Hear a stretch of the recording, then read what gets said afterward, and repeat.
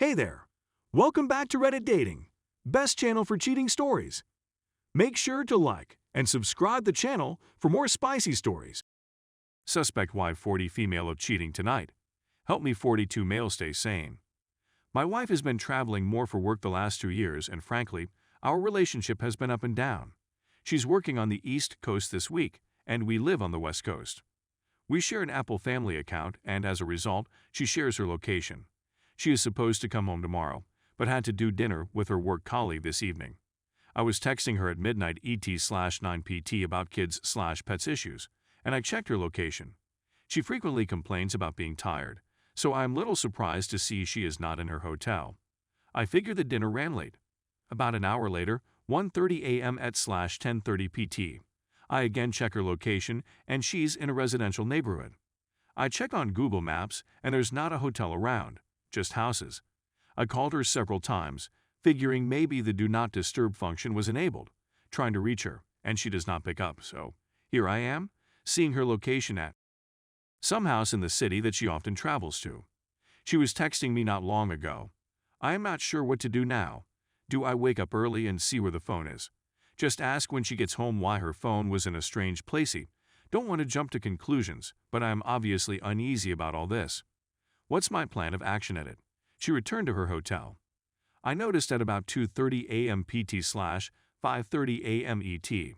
She texted me at 2:12 a.m. PT that she was sleeping when I was trying to call. Sinking feeling getting worse. Here's the plan. I offered to pick her up from airport. On the way home, I will try to subtly ask about the evening, Bossy's home, or anyone else she was with, and get her to state what exactly she did after she left the restaurant. By the time we get home, if she doesn't explain the trip to and time spent at the residential area, I'm going to have to show the location screen grabs, then demand full, open access to phones and computers for inspection of text messages and such.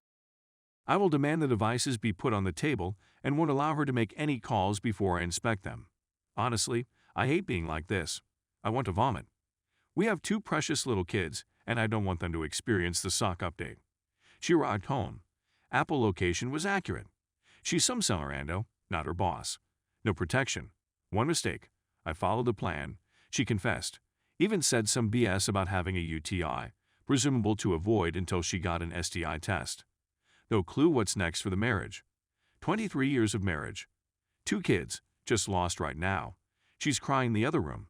I am steaming pounding the keyboard. Thanks for all the help, r/relationships. I do appreciate it. Edit to clarify we've been together 23 years, married for 18.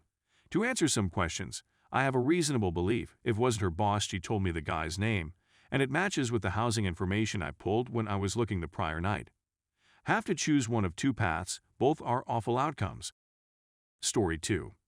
The day I caught my fiancé cheating 2 days before our wedding. So, I've told this story on Reddit a few times but figured this subreddit is the obvious place to get it out of my system. For reference, I'm now 31M, but this happened in 2014 when I was 26 and my ex-fiancée was 25. Let's call her Barb. We met in college and dated for 3 years prior to our engagement with a wedding date booked by the 4th year. Neither of our parents are well off financially and she was attending grad school, so the financial responsibility fell on me, which totaled $20,000 was paid in full 4 days prior to the wedding. Leading up to that nightmare of an evening, we had our typical mid-20s relationship issues with bouts of poor communication, excessive drinking on weekends, and an occasional fight over trivial aside from that. We had a great relationship and spent a ton of time together figuring out post-college life and planning for our future. As I said above, the wedding and reception. Venue cashed my check 4 days before the wedding, and the contract stated this was non-refundable. Over 120 guests were confirmed. A couple dozen from out of state, tuxes and bridesmaid dresses were fitted and paid, and everything was falling into place. Now, let's get to the inevitable of events that you're all interested in before I keep rambling. The night in question was a Friday evening at our new apartment, which we'd only moved into a few weeks before, and we decided to have around a dozen friends over to pre-game before hitting the town's pubs. My childhood friend Ricky, who we'll refer to as Ricky for the rest of this article, was a member of this circle of pals. Barb and I had spent a lot of time with Ricky during the previous 3 years, and he was unquestionably one of Barb's favorite of my friends, which is always a good thing when your significant other gets along with individuals in your social network. The night began at a local hookah bar that allowed guests to bring their own alcohol, so by the time we left, a 1/5 of Jameson and a 30 rack of Yingling had been consumed and everyone was intoxicated. For the following 3 hours, the group split out between 2 or 3 bars, which resulted in the entire group being a drunken, aggressive mess.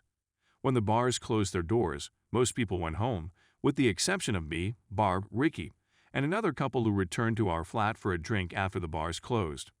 Once they returned to our home, the couple only stayed for about 20 minutes before packing up and heading home, leaving Barb and sick Ricky to fend for themselves. On a previous occasion, while at the hookah bar, I spotted Barb checking her phone more frequently than normal and Ricky examining his phone after she had locked the screen. I was pretty certain they were preparing something shady 2 days before I was due to marry this girl, but why would I be concerned about them 2 days before my wedding? When I returned home, I was somewhat sober and discovered that all of the alcohol had been consumed, so I considered purchasing a couple of 6-packs from a local establishment that was open until 3 a.m. Barb and Ricky were unquestionably high on booze and in a bad way, but there was no reason to believe anything nefarious would happen if I left the room for just 20 minutes. After getting into my car and ready to drive away from my apartment complex, I had a terrible sensation in my gut that something wasn't quite right, and it made me feel extremely uneasy.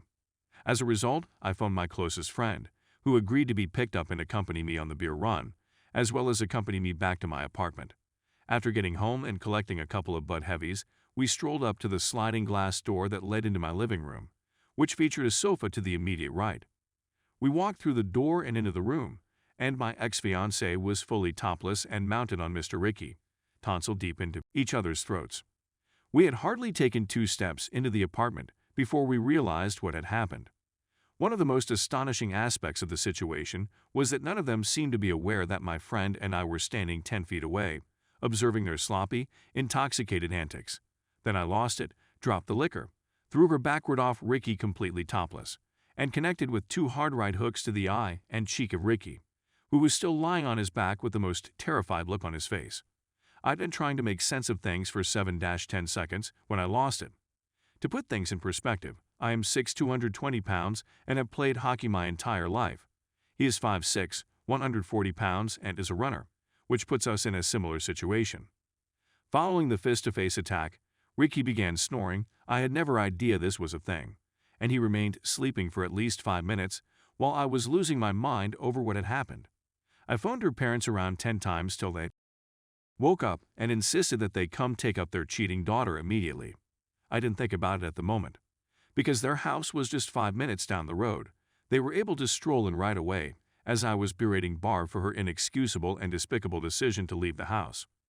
Ricky was sprawled on the sofa and my friend was attempting to mediate the issue when her parents hastily walked into me yelling at Barb. It was the first thing I said to everyone. The wedding was off and I wanted the ring back, saying I'd rather lose $20K than spend the rest of my life with a cheating she, and her parents spent the next 20 minutes attempting to talk me out of it and occasionally justifying Barb's conduct, saying things like, "Why can't you forgive her?" and "Isn't it too late to call off the wedding?" Meanwhile, Ricky awoke to find that the right half of his face had grown to the size of a grapefruit and that his left eye had been totally shut due to the infection. It was difficult to evict him from the apartment since he was too intoxicated to drive, so I contacted his brother, who lived 20 minutes away, and spent the rest of the day berating Barb, Ricky, and her parents. Surprisingly, I was able to maintain my composure long enough to communicate my feelings even when in such a wrath. My thoughts became disorganized and I had difficulty summarizing and organizing them into reasonable phrases the few times I've experienced this level of emotion in the past. This time, though, it is not the case. My goal by the time Ricky's brother came to pick him up and Barb's parents drove her home was to have thoroughly dissected every complaint, opinion, or appeal for reconsideration that had been stated by everyone in the room. It was a freaking fantastic feeling. I'm not going to pretend that the months that followed were smooth and that everything worked out in my favor for the most part. The pharmaceutical firm where I worked decided to lay off my whole division 2 months later, and by that time I had piled up thousands of dollars in credit card debt to pay for the wedding. Unemployment followed me for 5 months, and I was eventually diagnosed with major depression. While my life was messed up for a few years, and I wouldn't want it on anyone, Things have calmed down now that I'm 31 and I couldn't be happier. Thank you for giving me the opportunity to get this off my chest.